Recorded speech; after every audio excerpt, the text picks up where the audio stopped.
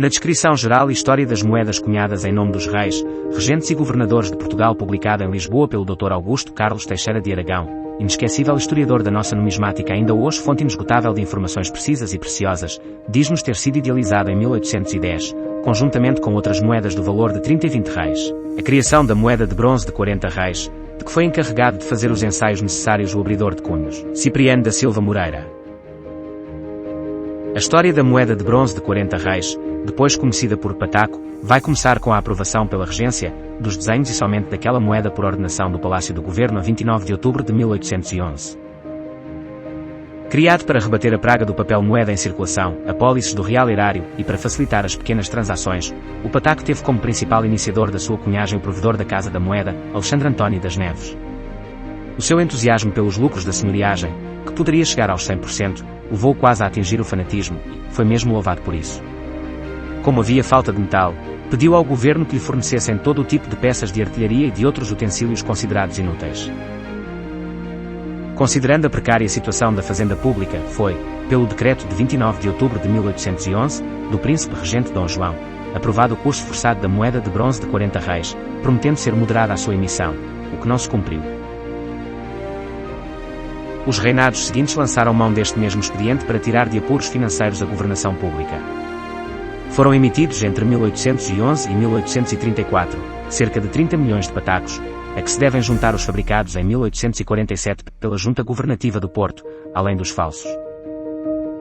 Este ensaio de 1811 apresenta o retrato emblemático de Dom João, com a idade aproximada de 35 anos, da autoria de Domingos António de Sequeira e que foi exaustivamente utilizado em todas as moedas de ouro, das Casas da Moeda de Lisboa e do Rio de Janeiro, até à morte do soberano.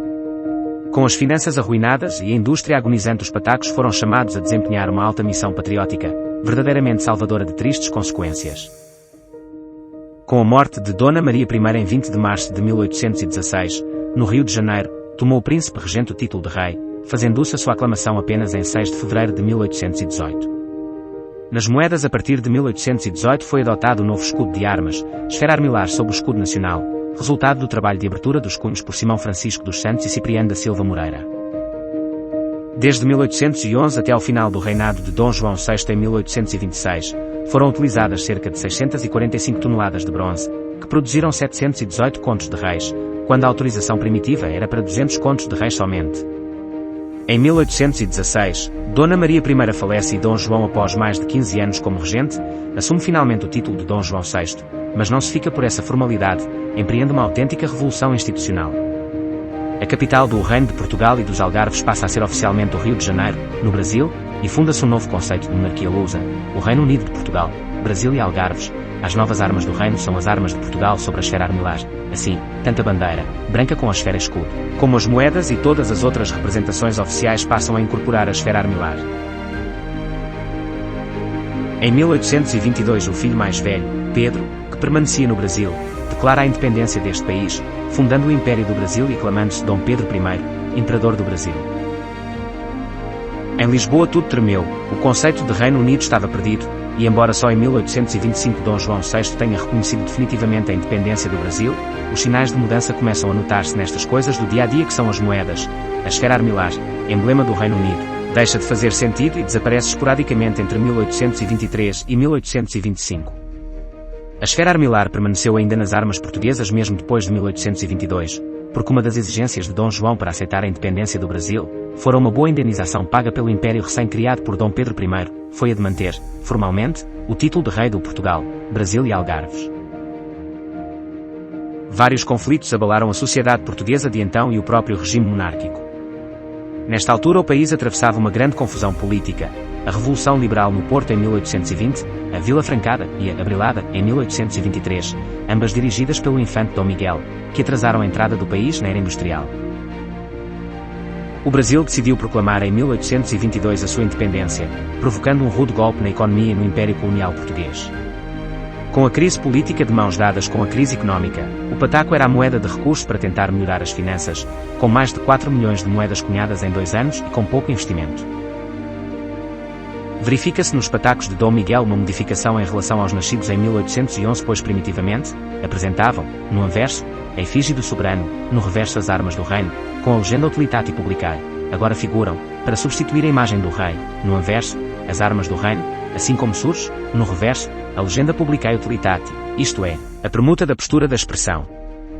Durante o reinado conturbado de Dona Maria II fizeram-se vários lavramentos, estando incluídas nas respectivas moedas algumas que se apresentam com datas que se baralham as de seu antecessor, Dom Miguel I. Porque os problemas financeiros assim o coagiram, na altura do cerco do Porto, o regente ordenou a amoedação do bronze, pois que proporcionava uma senhoriagem mais elevada em relação aos diversos metais, o que originou, em 1833, a cunhagem nessa cidade de moedas de 40 reis, as quais chegaram mesmo a girar. Esses patacos apresentam o escudo na sua parte cimeira terminando em bicos, que se salientam dos lados, assim como mostram a legenda do reverso, Utilitatis Publicae, disposta da maneira como foi a cunhar-se nessas moedas anteriormente à modificação imprimida pelo governo ilegal do usurpador Dom Miguel, o que muito facilita a sua distinção. Após a entrada das tropas libertadoras na capital do reino, imediatamente se lavrou moeda em nome da soberana, e no final de 1833 trabalhava-se intensivamente no fabrico dos patacos, idênticos aos de Dom Miguel, divergindo, unicamente, no nome do reinante. A partir dos fins do ano de 1833, as armas do reino foram gravadas em sentido inverso ao sinal da valia, transformação que originou desconfianças no seio do público, o que ocasionou a publicação no Diário do Governo, de 10 de novembro de 1837, de um anúncio, durante 3 dias, pedido pelo escrivão servindo de provedor, Fernando José Maria dos Santos. A desconfiança do povo resultava do facto de as moedas de bronze falsas terem avassalado o reino. A certa altura, supôs-se que havia findado a emissão da moeda de bronze que, dava a impressão, iria ser o singular metal a correr nos mercados do país, provocando inevitáveis consequências desastrosas para a transação comercial interna e externa, mas, inesperadamente, a Junta do Porto, em 1847, voltou a utilizar este expediente ao meio pecuniário, mandando cunhar em certa oficina um numeroso lote de patacos que ia mesmo aos milhares. Tais moedas que somente se distinguiam das lavradas em 1834, por nelas figurarem o ano e terem as armas do reino em paralelo ao reverso, igualmente às antigas, sofreram a proibição de giro por decreto de Dona Maria II de 16 de março de 1847. Concluída que foi a pugna, houve ordem para serem retiradas da circulação a fim de serem carimbadas ou marcadas com o carimbo Governo Civil do Porto para poderem circular legalmente. Estes carimbos são apostos nas moedas com um contracunho representando unia corda que se baralha com a das armas reais do anverso. De grandes dimensões e extrema beleza, os patacos são hoje em dia moedas muito apreciadas pelos colecionadores.